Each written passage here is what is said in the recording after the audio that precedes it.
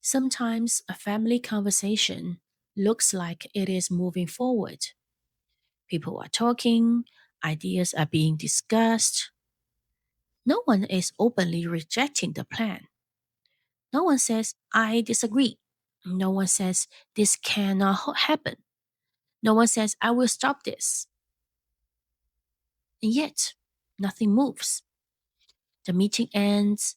People say, this was helpful. They agree to think about it. They agree to revisit it. They agree that the topic matters. But weeks later, the same conversation returns. Same topic, same careful words, same lack of movement. This is the pattern I want to name today. Sometimes a decision is stopped without anyone saying no. This is one of the most confusing patterns inside a family enterprise because a clear no is easier to understand. If someone says, I disagree, at least the disagreement has a shape. If someone says, I'm not ready, at least the hesitation has a voice. If someone says, I cannot support this, at least the stop is visible. But many family decisions do not stop that clearly. They stop quietly. They stop through delay, through silence, through discomfort. They stop through changing the subject. They stop through asking for more time again, again, and again. They stop because one person does not say no, but also doesn't give permission. And for the family member who notices it first, this can feel very strange because on the surface, no one is blocking anything. Everyone may seem reasonable. Everyone may seem agreeable. Everyone may say, yes, we should continue this conversation. But the behavior says something else. The behavior says, not yet, or not this way, or not if this creates discomfort, or not until someone important feels safe. This is not always intentional. Often, the person stopping the movement may not even know they are doing it. They may not think of themselves as resisting. They may believe they are being careful, protecting the family. They may believe they are avoiding unnecessary conflict. They may believe they are buying time. And sometimes they may be right. Not all delay is bad. Not all hesitation is avoidance. Not every pause means the family is stuck. Some pauses are wise. Some pauses protect the family from moving too quickly. Some pauses give people time to understand what is really at stake. But there is a difference between a pause that creates readiness and a pause that keeps the family circling. A healthy pause has movement inside it. Something becomes clearer. Someone takes responsibility. Information is gathered. A next step is named. The conversation changes when it returns. But an unconscious stop often has no real movement inside it. The family waits, then waits again, then returns to the same place. The words may change slightly, but the pattern stays the same. This is where the question becomes important. Who can stop this without saying no? Not to accuse that person, not to blame them, not to make them the obstacle, but to notice how movement actually works in the room. Because in a family enterprise, stopping power is not always formal.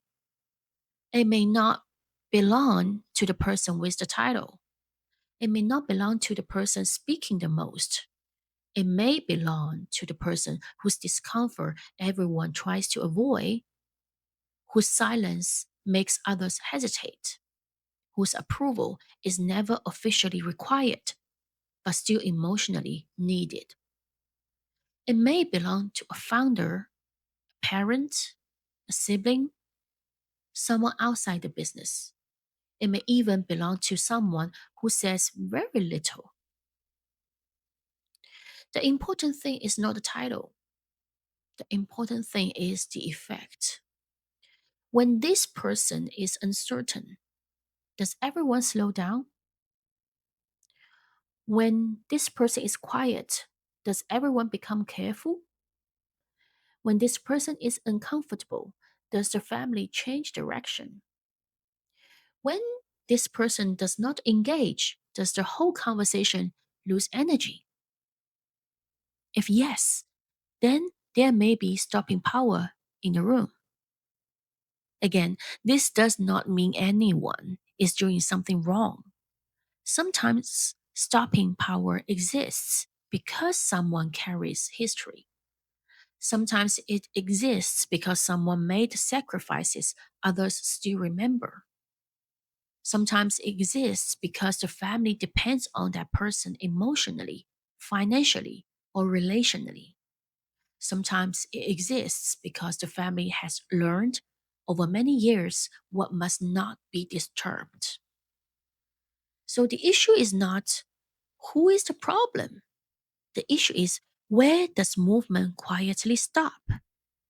That is a very different question because when stopping power is invisible, families often misread the delay.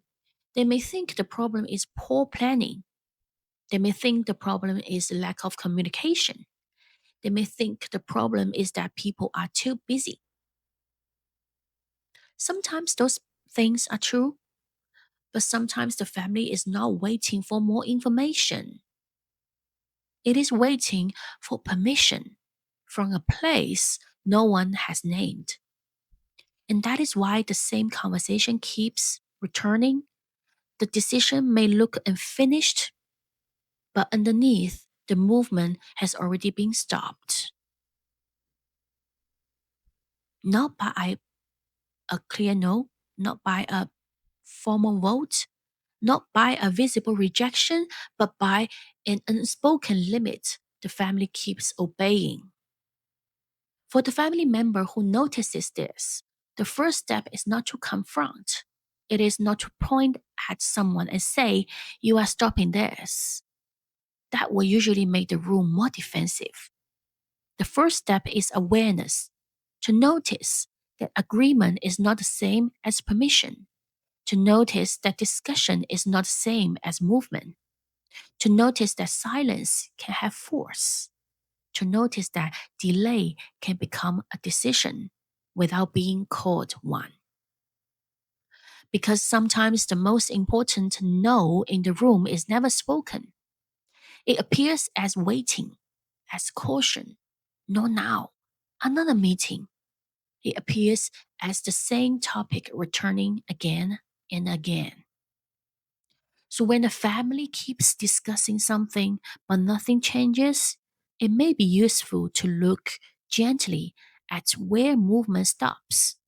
Not who is loudest, not who has the title, but who can slow the room without saying no.